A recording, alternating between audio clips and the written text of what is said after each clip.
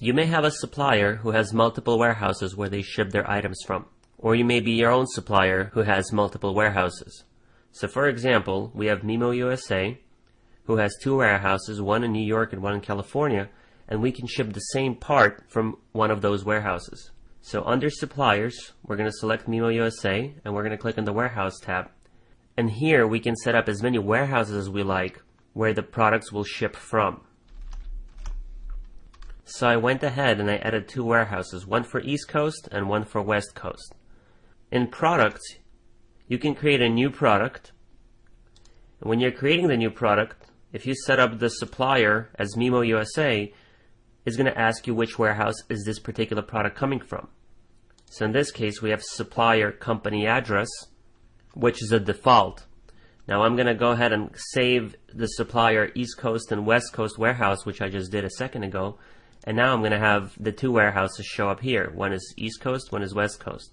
So instead of coming from the company address, I can choose one of the 2 warehouses.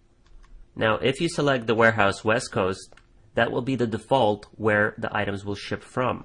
However, under Order Assignment screen, you will be able to reconfigure if you want to ship from another warehouse or from a totally different supplier.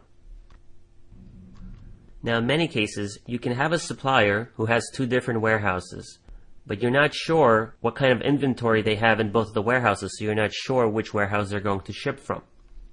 So you might specify that a default warehouse where it ships from is East Coast, and it ends up shipping from West Coast, you end up losing money.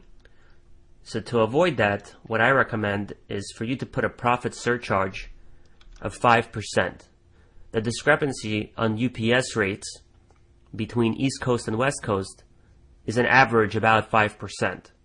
So if you add 5% profit surcharge to all of your shipping, you will never end up losing money.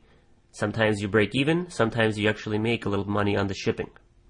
This will avoid the need of entering every single warehouse your supplier has, unless it is necessary for your business model.